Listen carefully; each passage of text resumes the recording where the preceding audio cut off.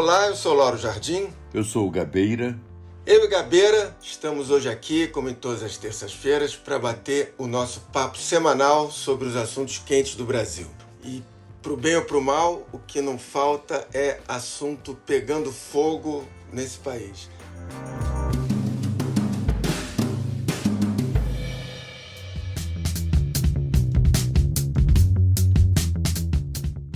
Hoje a gente vai conversar sobre dois temas. Primeiro, eu e o Gabeira vamos discutir uma confusão que só tem crescido nos últimos dias. A CPI da Covid. Desde que o ministro Luiz Roberto Barroso determinou na semana passada ao Senado que a CPI fosse instalada, o governo entrou em pânico. As reações por parte do presidente Bolsonaro são uma mostra disso. E é uma trama que mistura gravações, ameaça de dar porrada em senador, tentativa de mudar o escopo da CPI, enfim, um festival de aberrações que é a cara do governo Bolsonaro. Depois a gente vai falar de mais um rolo desse governo, que é a aprovação do orçamento de 2021. E, na verdade, é isso mesmo, a gente já está avançando para o segundo trimestre do ano sem orçamento aprovado. Gabeira, na semana passada, o ministro Barroso, como eu disse, ele determinou que o presidente do Senado, o Rodrigo Pacheco, cumprisse a lei e instalasse a CPI que se destina a apurar a atuação do governo federal na pandemia. De acordo com o ministro, nessa decisão, o que se discute é o direito das minorias parlamentares de fiscalizarem ações ou omissões do governo federal no enfrentamento da maior pandemia dos últimos 100 anos, que já vitimou mais de 300 mil pessoas apenas no Brasil. Não foi uma boa notícia para o governo, que vinha conseguindo que o Pacheco mantivesse engavetada a CPI, mas é algo razoavelmente comum na briga política entre minoria e governo. E, a partir daí, começaram as reações que são reações típicas do governo Bolsonaro, reações que misturam ameaças, frases temperadas do presidente, e, enfim, isso tudo num Brasil que continua batendo esses trágicos recordes de mortes por Covid. O Bolsonaro, Gabeira, ele busca sempre governar pelo conflito. E esse foi o tom da conversa dele com o senador Cajuru. Agora, primeiro um parênteses aqui, quer dizer, um país que tem o Bolsonaro como presidente e o Cajuru como senador, acho que vai ter muito trabalho para achar um bom caminho. No telefonema, o Bolsonaro incentivou o Cajuru a levar adiante os processos de impeachment contra ministros do Supremo. Ele também fala em sair na porrada com o senador, quem ele chama de bosta. Você não participa da canalhada lá do Randolfo Rodrigues, vai participar e vai começar a encher o saco. Daí vou ter que ser na porrada com bosta desse. Especificamente, ele falava do senador Randolfo Rodrigues, que é o autor do requerimento da CPI da Covid.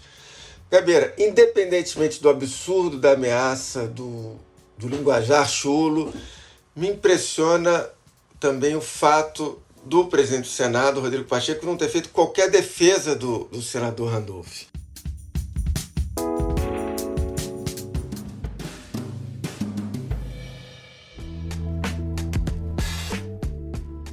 Quando você disse que foi uma derrota para o governo essa CPI, eu acho que ela também, de uma certa maneira, foi uma derrota para o senador Rodrigo Pacheco, que é o presidente do Senado.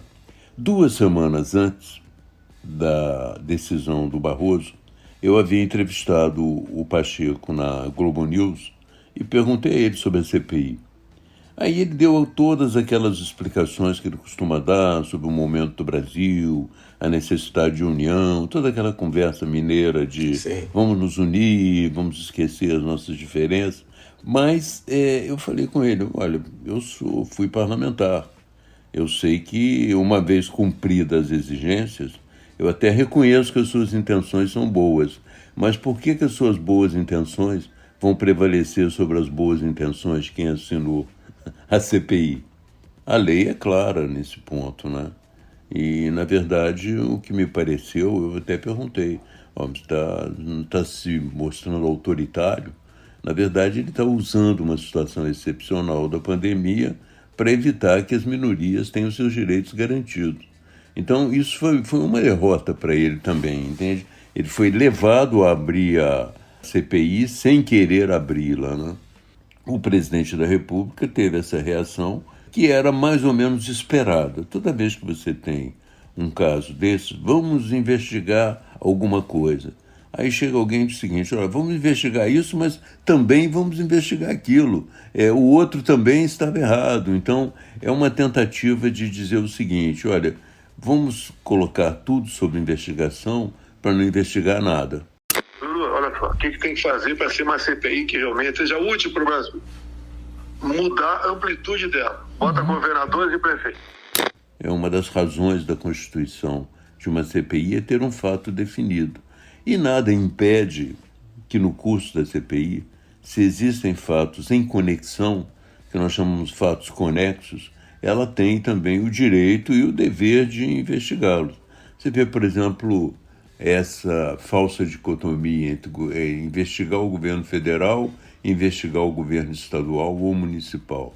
Olha, lá em Manaus, por exemplo, se você for investigar aquelas mortes, você vai passar pela responsabilidade do governo federal, mas vai também encontrar a necessidade de determinar a responsabilidade dos governos estaduais e municipais. Exatamente.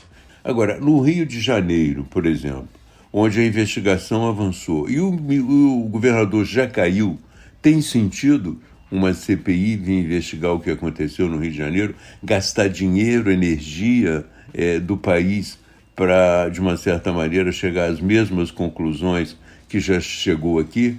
Wilson Witzel é acusado de corrupção na área da saúde durante a pandemia, na construção de hospitais de campanha e na autorização para uma organização social envolvida em fraudes voltar a fazer contratos com o Estado.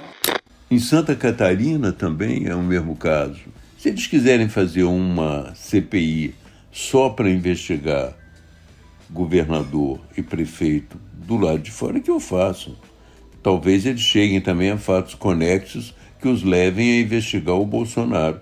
Agora, é uma perda de tempo, porque isso é uma função. A Polícia Federal já investigou, já tem vários processos sobre governadores e prefeitos, não é? Se não me engano, são 27 processos já abertos, entende?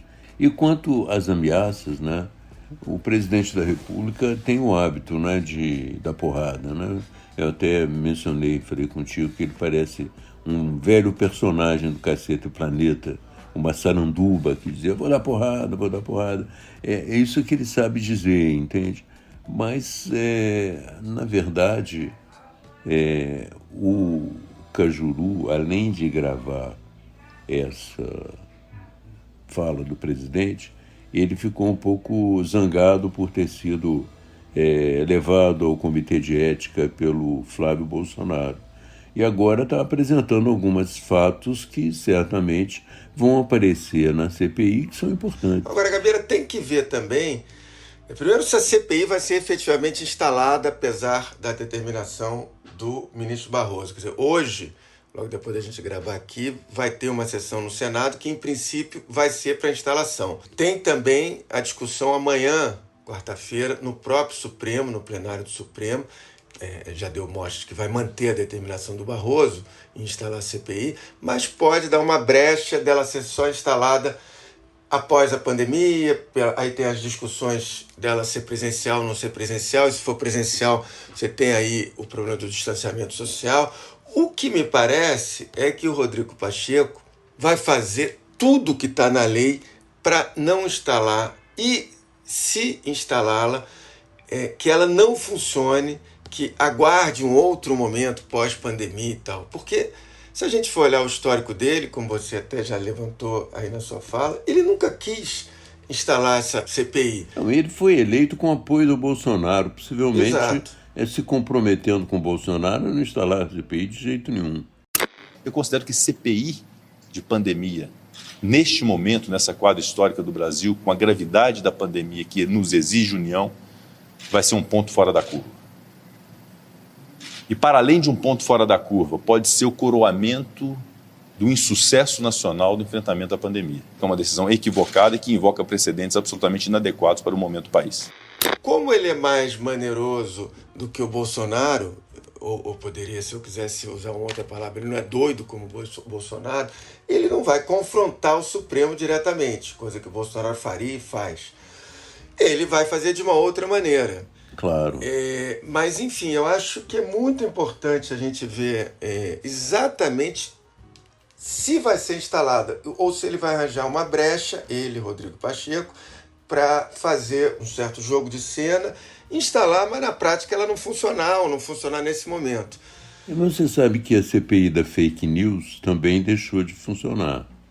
Mas ali eu vi, inclusive, não sei se comentei aqui no nosso podcast, houve também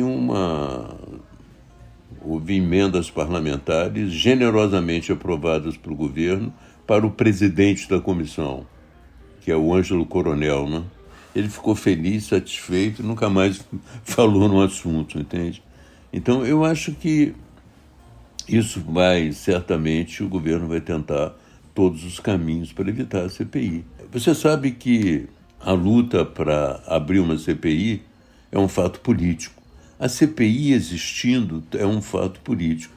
Mas os esforços para também sufocar uma CPI são também um fato político, entende? Tudo isso vai mostrando que às vezes você mostra que houve um erro do presidente da República ou de quem quer que seja investigado através dos fatos, ou então você acaba convencendo as pessoas de que houve o erro mesmo pela ação do investigado, entende? Pelo fato dele batalhar muito para que não seja investigado. Então, essa batalha, essa luta política vai se desenvolver e, evidentemente, que o presidente da República não vai escapar de um julgamento, entende? Se a CPI não vier agora, esses elementos serão colhidos, continuarão sendo colhidos e apresentados contra ele adiante. Da mesma maneira que, independente de uma CPI, há um inquérito sobre a atuação do Pazuello em Manaus. Esse inquérito corre na Polícia Federal e corre também por indicação do Supremo Tribunal Federal.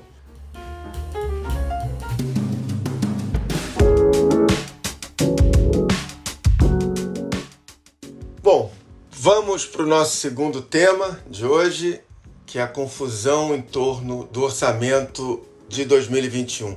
Gabriel, eu vou dar um resumo aqui para o ouvinte do ponto central desse imbróglio. O relatório deixou de fora algumas destinações de receitas que são obrigatórias, como as receitas para a Previdência, e incluiu 29 bilhões de reais em emendas de parlamentares no texto final. O relator, senador Márcio Bittar, do MDB, fez uma série de ajustes. Cancelou mais de 26 bilhões de reais do orçamento e transferiu para custear obras do Ministério do Desenvolvimento Regional e projetos de outras pastas que serão escolhidos por deputados e senadores. Cortou 13 bilhões e meio de reais em despesas obrigatórias da Previdência Social, benefícios da Previdência Urbana e aposentadorias e pensões dos trabalhadores rurais. O relator ainda cortou mais de 7 bilhões de reais do abono salarial e 2 bilhões e 600 milhões de reais de despesas para o pagamento do seguro-desemprego. Com isso, o orçamento furava o teto de gastos, ou seja, fazia algo irregular, o que poderia até levar ao impeachment do presidente. Agora, independentemente do problema criado e que terá que ser resolvido, eu acho que é importante, nesse caso, a gente ressaltar o como chegamos até aqui. E eu acho que a resposta é: nós chegamos até aqui por absoluta incompetência do governo, em particular da equipe econômica, do Paulo Guedes, dos ministros da articulação política, e também chegamos até aqui pela briga interna do governo entre a ala representada pelo Paulo Guedes e a representada pelo Rogério Marinho, e também pela articulação política que hoje joga junto com o Rogério Marinho. Essa turma que eu citei agora, ela errou nas negociações com o Congresso e agora está meio sem saber o que fazer para consertar as bobagens que fizeram. Quer dizer, como fazer para retirar os bilhões de reais em emendas dos parlamentares se o governo, mais do que nunca, precisa tanto desses parlamentares, desses deputados do Centrão? e precisa porque está frágil, seja pelo avanço da pandemia, seja pela crise econômica, o governo cada vez mais depende do Centrão. É exatamente isso. Eu acho muito complicado que eles tenham chegado a esse estado de coisas. Você menciona a incompetência na negociação, mas todos, eu acho, deviam ter consciência do que estava sendo feito. O próprio senador Márcio Bittar, hoje ele na entrevista ao Estado de São Paulo, ele cita uma frase minha sobre o passado do Mensalão, em que eu disse: se sabia, é culpado. Se não sabia, é culpado também por ignorar. Em relação ao Lula, né? Que citou a frase. Em relação ao Lula. Mas ele cita em relação ao Paulo Guedes, que o Paulo Guedes não acompanhou, ou acompanhou de uma forma inadequada essa discussão sobre orçamento, que não era só uma discussão no âmbito do Ramos, do general Ramos, e muito menos não era uma discussão no âmbito de outros ministérios apenas. Eu acho que o Ministério da Economia tinha que ter uma presença muito clara nisso, né? E agora o que você vê é o seguinte, estão sobrando, tem 33 bilhões que precisam ser cortados. E como cortar esses 33 bilhões? Vai ser preciso cancelar parte das emendas parlamentares que foram aumentadas no processo de votação da LOA e também despesas discricionárias do Poder Executivo, que já estão num nível bastante baixo, colocando em risco aí o funcionamento da máquina pública. Você vê como você entende o Brasil vendo a maneira como eles negociam. O Paulo Guedes diz o seguinte para eles, né, para os congressistas: olha, vamos cortar esses 33 bilhões e a gente conversa lá na frente. Aí eles dizem para o Paulo Guedes: não vamos cortar, vamos manter os 33 bilhões e a gente conversa lá na frente. Ninguém realmente tem um plano real de como conduzir esse processo. O orçamento, que devia ser um processo de planejamento dos seus gastos, na verdade, é uma coisa feita, vai sendo feita, construída como uma ficção, que a gente diz no Brasil que é uma ficção. E eu digo que esse não é uma ficção só, é um filme de horror, entende? Porque se você imaginar a execução desse orçamento, você vai deixando de fora coisas essenciais. Você já mencionou uma, que é a questão de algumas verbas da Previdência, outras do salário de desemprego, parece que a agricultura familiar ficará sem financiamento. Então você tem muito dinheiro para as emendas parlamentares, mas você tem ações do governo que ficam descobertas. Foi o que o Paulo Guedes disse ao afirmar que o orçamento é inexequível. I cannot execute it the way it is. It's too big because the political agreements must fit in the budget. E que o Bolsonaro está sujeito a ser acusado de pedaladas, fato que derrubou a Dilma. O senador Randolfo Rodrigues, que o presidente da República gostaria de dar porrada sempre, né? Ele diz o seguinte: olha, isso não é uma pedalada, isso é uma ciclovia, é um passeio na ciclovia, entende? É um verdadeiro passeio na ciclovia, que mostra que realmente há uma consciência também de alguns senadores de oposição que o orçamento ele é totalmente inadequado. Então é o Paulo Guedes que acha isso, é a oposição que acha isso, e um outro ator que até o momento não entrou em cena, não é? E porque houve problemas de saber quem seria o relator, quem não seria, é o Tribunal de Contas. Esse ator também é muito importante, que ele também é que vai dizer se haverá ou não pedalada, se as coisas estão sendo feitas legalmente. Ele vai dar uma opinião sobre isso. Portanto, nós estamos com dois grandes rolos essa semana, né? O rolo da CPI e o rolo do orçamento. E não sabemos exatamente como eles serão desfeitos. No caso do orçamento, existe uma possibilidade até do governo não ter condições de continuar governando as coisas mais elementares, de haver uma paralisação do governo. E você, como já houve nos Estados Unidos, por falta de uma aprovação do orçamento.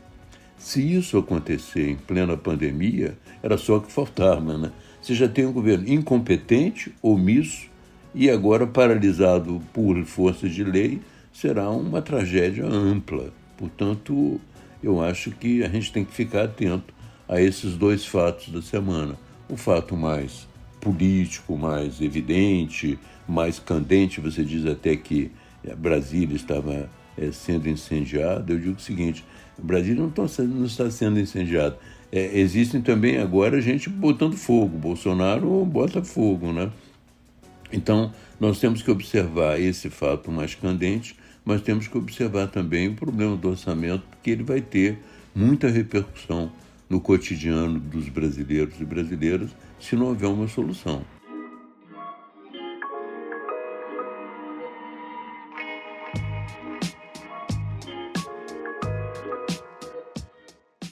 E o Congresso hoje não aguenta mais o Paulo Guedes.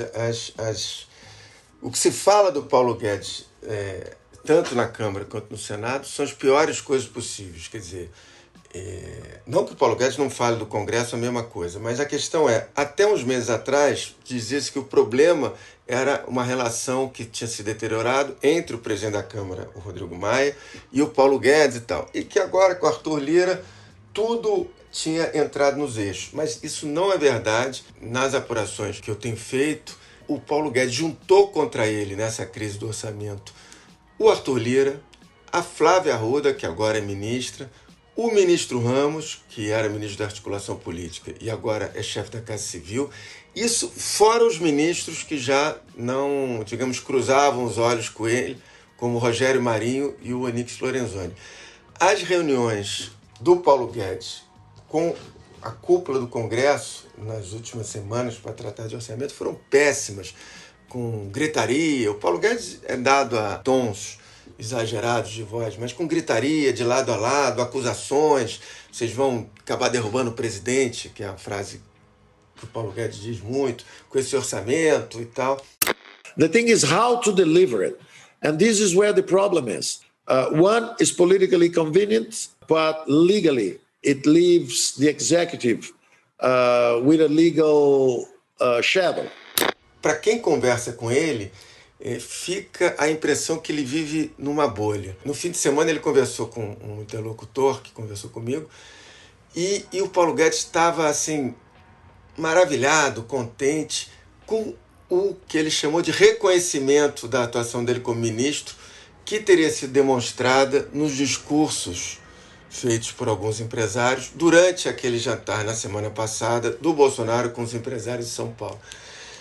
Só que o que mais teve, e eu apurei isso, nesse jantar, eram rodinhas de empresários descendo a marreta no Paulo Guedes. Claro, diante do Paulo Guedes, nos discursos, eles fazem os elogios de praxe. E agora temos uma coisa grave, Paulo Guedes acredita nos discursos de praxe. Eu acho que ele continua tentando sobreviver e vai tentar dar uma saída para esse impasse para ele continuar no poder. Ele quer continuar no poder. E isso acontece muito com ministros e até com presidentes. Você chega com um projeto, mas o projeto não dá certo, você fala assim, mas o projeto não era o mais importante. O mais importante é eu continuar aqui. E é isso que ele está fazendo.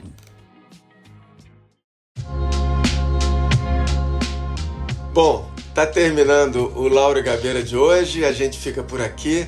O Lauro Gabeira está disponível a partir das 5h30 da tarde, das terças-feiras, no site do Globo, no Spotify, no iTunes ou na sua plataforma preferida de podcast. E também pode ser ouvido na rádio CBN às terças-feiras, às 10h30 da noite. Esse episódio teve a edição da Fernanda Pontes e do Vitor Carvalho. Na terça que vem, a gente está de volta. Tchau! Até lá!